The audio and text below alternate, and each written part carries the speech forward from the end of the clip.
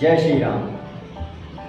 आज उस रहस्य से पर्दा उठेगा कि आखिरकार रुक्मणी और भगवान कृष्ण का विवाह संपन्न होने में कितनी दिक्कतें और अड़चने पैदा हुई। क्या कारण रहा होगा, क्या रहस्य होगा, हम में से बहुत लोगों को पता ही नहीं। कारण है कि उस व्यक्तित्व में हम लोग जाना ही नहीं चाहते। आज उस रहस्य से पर्दा उठेगा। किस ऋषि ने श्राप दिया था कि द्वारिकाधीश मंदिर के 20 किलोमीटर के चारों तरफ एरिया में मीठा पानी ही नहीं मिलता। मीठा पानी पीने के लिए 20 किलोमीटर दूरी से आता है। क्या कारण रहा, कोई न कोई तो रहस्य रहा, जिसके कारण रुक्मणी और भगवान कृष्ण को उस श्राप का भोग आज भी भोगना पड़ रहा है। आज उस रहस्य से पर्दा उठेगा, वो सच्चाई होगी आपके सामने इस वीडियो के माध्यम से। अगर आपको वीडियो अच्छा लगे तो चैनल को सब्सक्राइब करिए, लाइक करिए और शेयर करिए और कमेंट बॉक्स में जय श्री कृष्ण अवश्य लिखिए। आइए चलते हैं वीडियो की तरफ। और पवित्र कथाओं में से एक है इस विवाह की कहानी। भारतीय महाकाव्य महाभारत और पुराणों में विस्तार से वर्णित है। रुक्मणी भगवान कृष्ण के अवतार, श्री कृष्ण की पत्नी और विदर्भ राज्य के राजा भीष्मक की पुत्री थी। रुक्मणी को लक्ष्मी का अवतार भी माना जाता है और वह अपनी सुंदरता और गुणों और भक्ति के लिए प्रसिद्ध थी। रुक्मणी विदर्भ राज्य के राजा भीष्मक और रानी शुद्धमती की पुत्री थी। उनके 5 भाई थे, जिसमें से रुक्मणी सबसे बड़ी थी। रुक्मणी ने अपने जीवन साथी के रूप में श्री कृष्ण को मन ही मन चुन लिया था। उन्होंने कई बार भगवान श्री कृष्ण के गुणों और उनकी लीलाओं के बारे में सुना था और उन्होंने संकल्प लिया कि यदि वह विवाह करेंगी तो केवल श्री कृष्ण से ही करेंगी।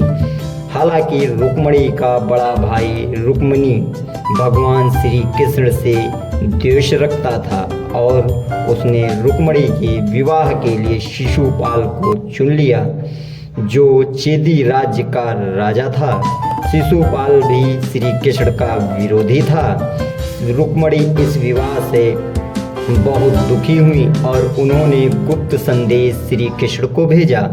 उन्होंने अपने संदेश में श्री कृष्ण से कहा कि वह आकर उन्हें इस विवाह से बचाएं और उन्हें अपने साथ ले जाएं।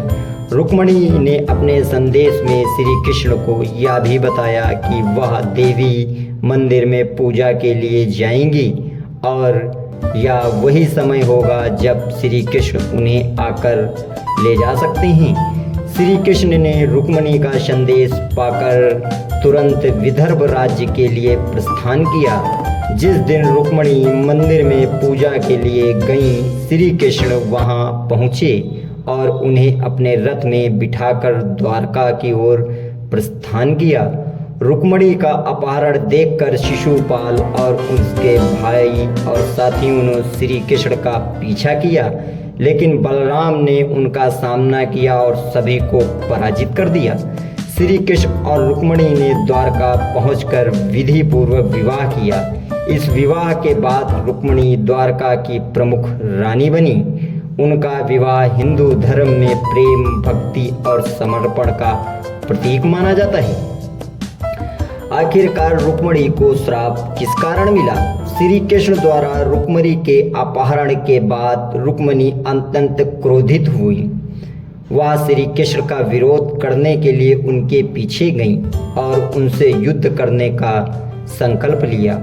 हालांकि रुक्मणी श्री कृष्ण के सामने टिक नहीं पाया और पराजित हो गया। लेकिन रुक्मणी के आग्रह पर श्री कृष्ण ने रुक्मणी को जीवन दान दे दिया, लेकिन उसके बाल मुड़वा दिए, जिससे उसकी बहुत अपमानित स्थिति हो गई। इसके बाद रुक्मणी ने शपथ ली कि वह कभी भी कुंदनीपुर उसका राज्य नहीं लौटेगा और श्री कृष्ण के कारण उसने अपने राज्य और परिवार से दूर रहने का संकल्प लिया। आखिरकार दुर्वासा ऋषि ने क्यों श्राप दिया था? भगवान श्री कृष्ण और रुक्मिणी को एक अन्य कथा के अनुसार दुर्वासा ऋषि का श्राप मिला था। दुर्वासा ऋषि अपने क्रोध के लिए प्रसिद्ध थे और एक बार उन्होंने भगवान कृष्ण और रुक्मिणी को अपने साथ भोजन करने का आग्रह किया। उन्होंने एक शर्त रखी कि श्री कृष्ण और रुक्मिणी अपने साथ रथ में भोजन लेकर चलेंगे और वह आगे आगे पैदल चलेंगे। रुक्मिणी ने आदर पूर्वक उनका आग्रह स्वीकार किया, लेकिन गर्मी के कारण वह थकान महसूस करने लगी और श्री कृष्ण को पानी पीने के लिए कहा।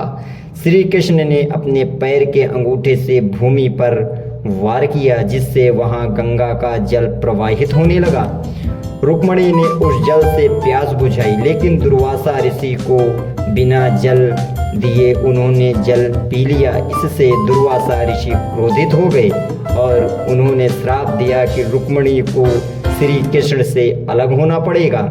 इस श्राप का परिणाम यह हुआ कि रुक्मिणी ने अपना शेष जीवन श्री कृष्ण से दूर एकांत में बिताया।